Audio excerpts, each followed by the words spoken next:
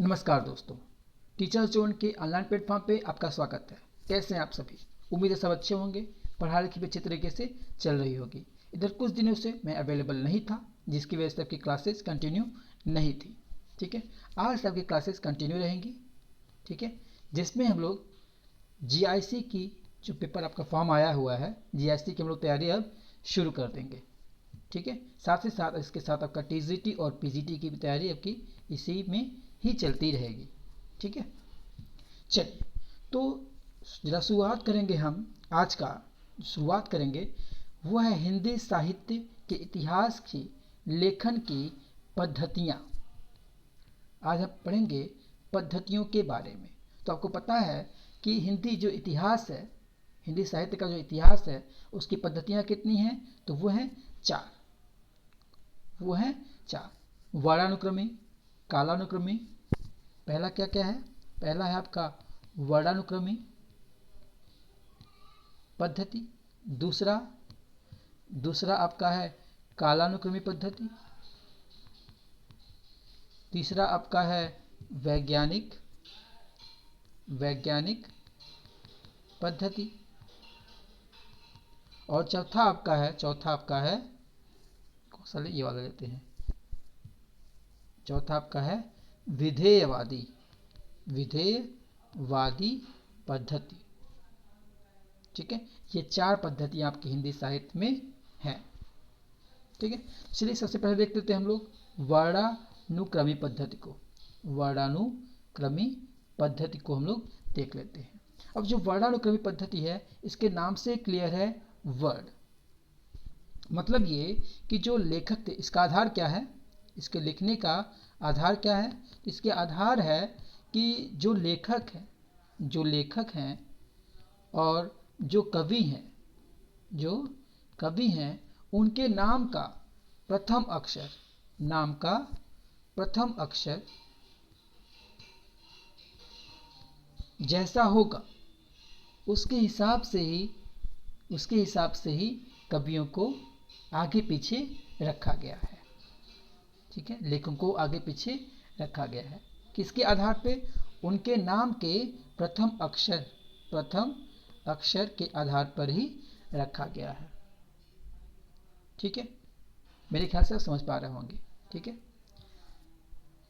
चलिए ये तो हो गए आधार क्या था। उसके समर्थक कौन कौन थे? तो इसके समर्थक थे, पहला गारसा द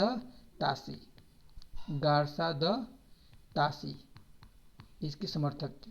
दूसरा शिव सिंह सेंगर थे। ठीक है, शिव सिंह सेंगर थे इसके समर्थक। किसके? वर्णानुक्रमी क्या था? लेखकों और कवियों के प्रथम नाम का जो प्रथम अक्षर था, उसके हिसाब से ही उन्हें आगे पीछे रखना ही वर्णानुक्रमी था। ठीक है, दूसरा आते हैं, जरा बात करते हैं कालानुक्रमी का। अब उसमें जो आपका वर्णानुक्रमी था, उसमें कुछ दोष थे। दोष क्या था? पहला कि उसमें काल समय का कोई महत्व ही नहीं दिया गया था। ठीक है, जबकि इतिहास में समय का महत्व होना चाहिए, तो उसमें काल या समय का कोई महत्व नहीं दिया गया था। साथ ही साथ उसमें जो विदेशी कवि और लेखक हैं, उनको भी उसमें रखा गया था। ठीक है, उसमें भी उनको रखा गया था। तो जो पहला दोष था समय का, कालानुक्रमी में उसको थोड़ा दूर किया गया। ठीक है, उसको थोड़ा दूर किया गया और काल के हिसाब से, समय के हिसाब से रखने का प्रयास किया गया। ठीक है, तो इस जो आपका कालानुक्रमी है, ये उसका आधार क्या है? जो आपकी पद्धति है, उसका आधार क्या था? तो जो कृतिकार थे, जो लिखने वाले लोग थे, उनकी जन्म तिथि और जीवन काल के आधार पर आगे पीछे रखा गया था। उनका डेट ऑफ बर्थ क्या था, उसके हिसाब से उनको आगे पीछे रखा गया था इस कालानुक्रमी में। ठीक है, बात समझ में आई होगी। इसके जो समर्थक थे, इसके जो समर्थक थे वो कौन थे? पहले थे जॉर्ज ग्रियर्सन और दूसरे थे मिस्र बंधु। ये दो थे जो कालानुक्रमी पद्धति को सपोर्ट यानी कि समर्थन देते थे। ठीक है, चलिए तीसरा आते हैं, जरा हम बात करते हैं वैज्ञानिकी पद्धति की। वैज्ञानिक पद्धति की बात करते हैं। ठीक है, इसका आधार क्या है? तो इसका आधार ये है कि निरपेक्ष रहकर तथ्यों का संकलन करना और उन्हें क्रमबद्ध एवं व्यवस्थित रूप से प्रस्तुत करना या लिखना। ठीक है, अब जानते ही हैं जब वैज्ञानिक है तो उसमें आपका व्यवस्थित और क्रमबद्धता तो रहेगी ही रहेगी। ठीक है, तो निरपेक्ष होकर तथ्यों को संकलित कैसे करना? क्रमबद्ध एवं व्यवस्थित क्रम में लिखना या प्रस्तुत करना ही आपका वैज्ञानिक पद्धति कहलाता है। इसके समर्थक कोई नहीं हुए। ठीक है, बस लेकिन ये पद्धति है। चलिए आगे बढ़ते हैं और देखते हैं हमारा लास्ट पद्धति विधेयवादी पद्धति हम देखते हैं। ठीक है, इसका आधार क्या था? सबसे ज्यादा माना गया है विधेयवादी को ही सबसे ज्यादा आपका अच्छा माना गया है। ठीक है, इसका आधार क्या था? इसका आधार था तत्कालीन परिस्थिति। ठीक है, तत्कालीन सामाजिक परिस्थिति। ठीक है, इसके जनक कौन थे? इसके जनक थे वेन तेन महोदय। जी हाँ, वेन तेन महोदय जी थे ये। ठीक है, इसके जनक। ये तीन कारकों में विभाजित था। तीन कारक कौन कौन से थे? जाति, वातावरण और क्षण विशेष मतलब समय विशेष। ठीक है, अब जानते ही हैं कि सामाजिक परिस्थितियां जैसी रही होंगी। अब जाति मतलब समझी गए होंगे आपकी उस समय परिस्थितियां कैसी रही होंगी, जाति विशेष ही रही होंगी। वातावरण कैसा रहा होगा, समय विशेष कैसा रहा होगा। ठीक है, ये तो हमारे कारक थे। जो हिंदी में प्रयोग इन्होंने किया, किसने किया? वो थे आचार्य रामचंद्र शुक्ल जी क्या थे? हिंदी में इसका प्रयोग, इस पद्धति का प्रयोग किए हुए थे और इसको सर्वश्रेष्ठ पद्धति माना गया है। ये एग्जाम में आपका पूछ भी सकता है कि सर्वश्रेष्ठ पद्धति किस माना गया है, तो वो कौन है? विधेयवादी पद्धति। ठीक है, चलिए अब कुछ देख लेते हैं हमारे पास सामग्रियां कौन सी हैं। इसको आपको पहले भी पढ़ाया जा चुका है। ठीक है, इसको आपको पहले भी पढ़ाया जा चुका है, तो आप दोनों को थोड़ा मिला के पढ़ेंगे। ठीक है, जो पहले पढ़ाया चुका है, जो अभी हम बताने वाले हैं आपको। तो इसकी सामग्री कौन कौन सी है? हिंदी साहित्य के इतिहास की सामग्री कौन कौन सी है? तो पहला आपका है 84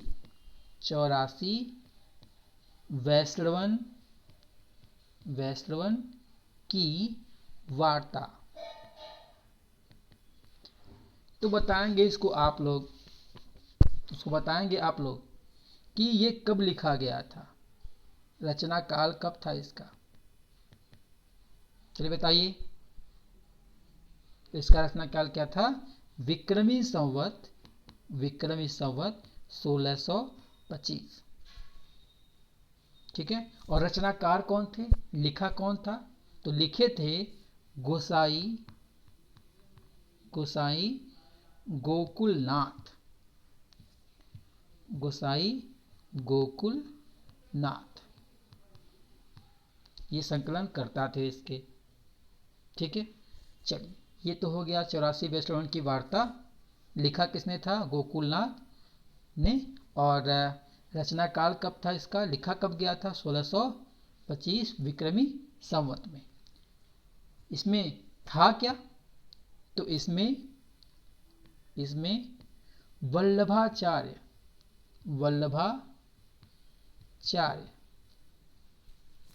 के 84 शिष्यों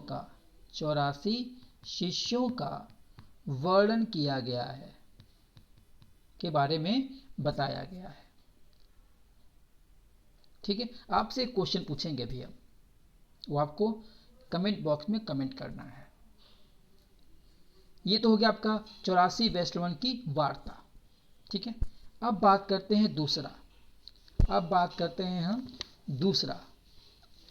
बात करते हैं हम 252 वैश्रवण की वार्ता। 252 वैश्रवण की वार्ता। ठीक है। इसके रचनाकाल और रचनाकार कब है, कौन है, रचनाकाल और रचनाकार कौन है, तो दोनों एक ही होगा, 1625 विक्रमी संवत और गोकुलनाथ, गोसाई गोकुलनाथ। ठीक है। दोनों एक ही होगा। लेकिन इसमें रखा क्या गया था, तो इसमें विठलनाथ के 252 शिष्यों का वर्णन किया गया था। उनके जीवन परिचय और सब बताया गया था इसी में। ठीक है। अब आपसे एक क्वेश्चन रहेगा कि सूरदास जो थे, उनके जीवन संबंधी जो प्रमाणित स्रोत मिलते हैं वो किस में मिलते हैं, 84 वैश्रवण की वार्ता में कि 252 वैश्रवण की वार्ता में। ठीक है। आप पता लगाएंगे आप इसको, हमने थोड़ा आपको क्लू दिया हुआ है। चलिए, बात करते हैं भक्तमाल की बात करते हैं। तो इसमें बताना आपको ये है कि सबसे पहले क्या कोई ये चीजें बताई जा चुकी हैं। ठीक है। कि इसके रचनाकार कौन है, भक्तमाल के रचनाकार कौन है, चलिए बताइए। तो वो है नाभादास। ठीक है। इनका मूल नाम क्या है, ये आप लोग कमेंट जरूर करिएगा। इनका मूल नाम क्या है आपको बताया चुका है। ठीक है। लिखा कब गया था ये, तो विक्रमी संवत 1642 में ये लिखा गया था। ठीक है। लिखा गया था। इसके संकलनकर्ता कौन है, नाभादास है। इसमें है क्या, तो इसमें 316 छंद हैं। छंद का मतलब ये कि 56 छंद हैं। 56 छंद। छंद मतलब क्या होता है, छंद शास्त्र में कोई पढ़ाया जाएगा 56 छंद क्या होते हैं। ये 6 लाइनों का होता है। ठीक है। 6 लाइनों का होता है। ठीक है। ये छंद जो होता है 6 लाइनों का होता है, इसलिए इसे 56 छंद कहते हैं। तो कितने हैं, 316 56 छंद हैं इस भक्तमाल में। ठीक है। इसमें 200 राम भक्तों, 200 राम लिखते हैं, हिंदी में लिखा गया ये, राम भक्तों का वर्णन किया गया है। ठीक है। अब राम भक्त नहीं कह सकते, उसमें से 84 जो है ना, इसमें 84 जो है 200 में से 84 जो थे वो कृष्ण भक्त थे, कृष्ण भक्त थे। और बचे कितने? 116, तो वो थे राम भक्त, वो थे राम भक्त। और इसी में भक्तमाल में ही तुलसीदास के बारे में बताया गया है। तुलसीदास का जो जीवन हमको मिलता है, इसमें जीवन की जो संबंधी चीज़ें मिलती हैं वो भक्तमाल से ही मिलती हैं।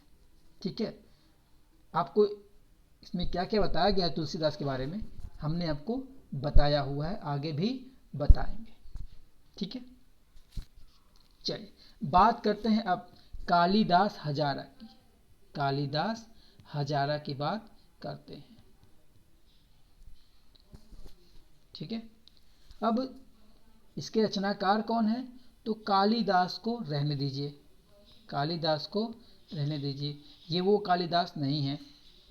ठीक है, हजारा की जगह आप त्रिवेदी लगा दीजिए, त्रिवेदी लगा दीजिए।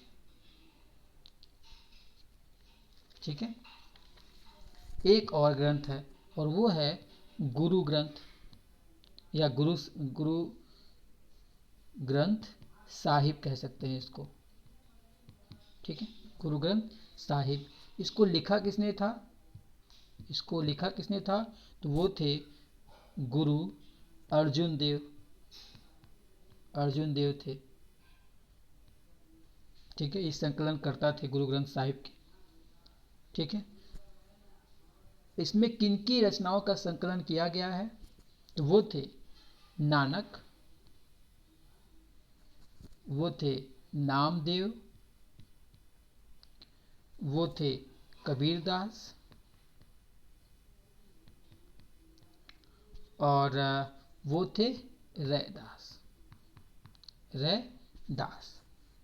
तो इसका थोड़ा सा शॉर्ट ट्रिक भी है, नाना नाना करे, नाना करे। ना से नानक, ना से नामदेव, क से कबीरदास और रै से रैदास।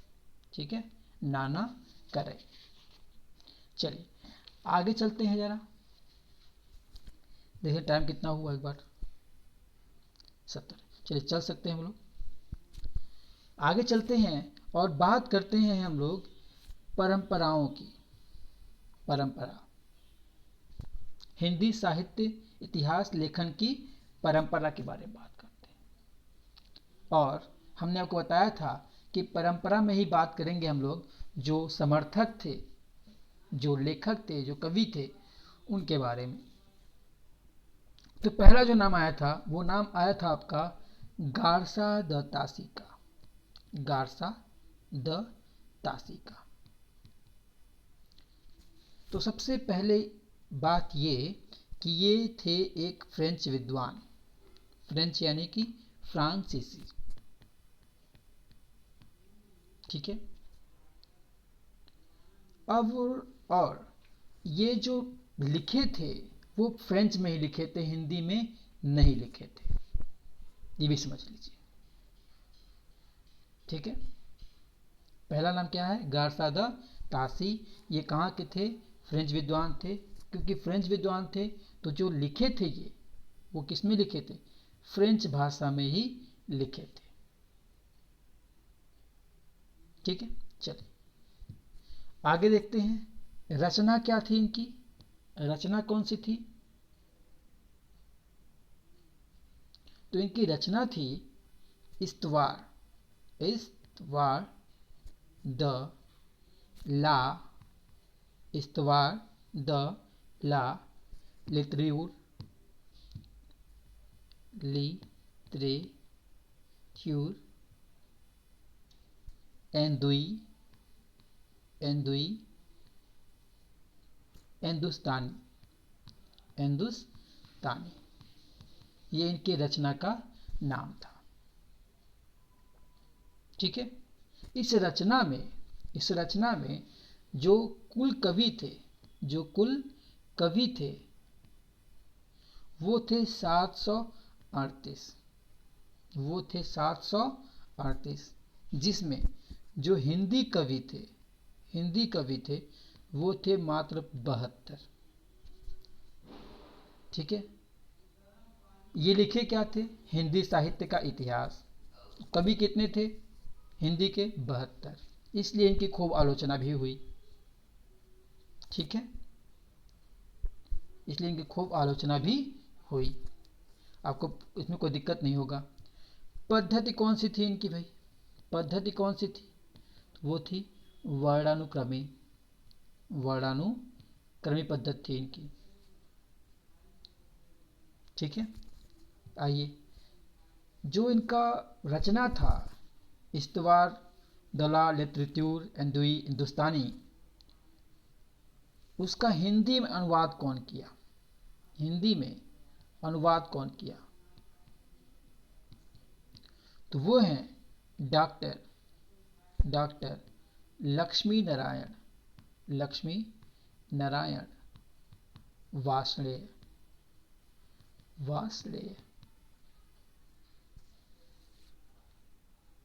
ठीक है, वार्ष्णेय। चलिए, अब जरा बात करते हैं हम प्रकाशन की। ये आपको ना शॉर्ट नोट जो है आपका अभी भेज दिया जाएगा, ठीक है। थोड़ा सा उसको नोट करेंगे हम सही से और आपको फिर से भेज दिया जाएगा, ठीक है। इसका जो प्रकाशन था वो 2 भागों में हुआ था। पहला 1839 में और दूसरा 1847 में। 1839 में और 1847 में, ठीक है। अब इसमें 2 भाषाओं, मतलब 2 चीज़ों का प्रयोग किया गया था। पहले आपका एंदुई और दूसरा हिंदुस्तानी।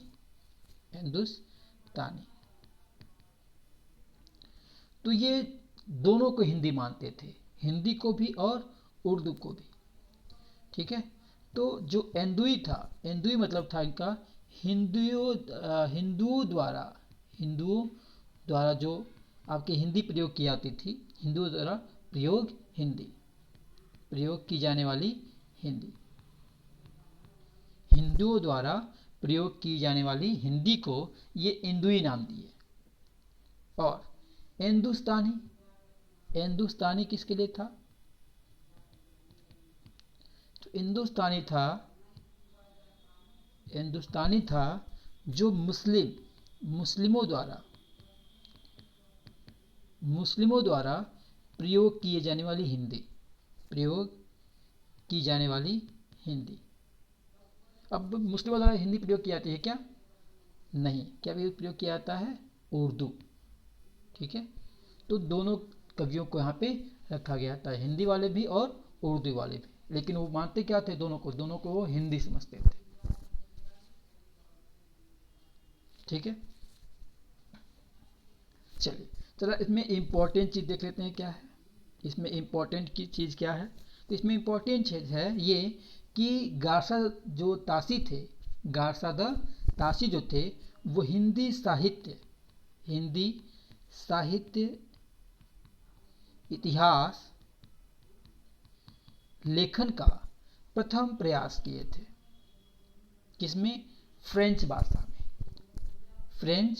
भाषा में, ठीक है। एक हमारे थे नलिन विलोचन शर्मा थे, एक शर्मा, ठीक है। इन्होंने प्रथम इतिहासकार माना है इनको, प्रथम इतिहासकार माना है। किसको? गारसा द तासी को, ठीक है। गारसा द तासी को इन्होंने प्रथम इतिहासकार माना है। तो चलिए, आज के लिए इतना ही करेंगे, फिर ज़्यादा बड़ा करेंगे तो ये आपका अपलोड नहीं हो पाएगा। और हम लोग कल बात करेंगे शिव सिंह सेंगर की, और आगे जो कवि थे आपके उनके बारे में बात हम करेंगे, अगले समर्थक जो थे अगले कालानुक्रमी के, ठीक है। उनके बारे में हम लोग बात आगे करेंगे। और ये आपकी जो क्लासेज होंगे वो आपके कंटिन्यू चलेंगे। आप हमारे चैनल को शेयर, सब्सक्राइब और जो लाइक कमेंट होता है वो आप करते रहें, ठीक है। तो आज के लिए बस इतना ही। धन्यवाद। उम्मीद है चीज़ आपको पसंद आएंगी। सपोर्ट करते रहिए, हम आगे बढ़ते चलेंगे।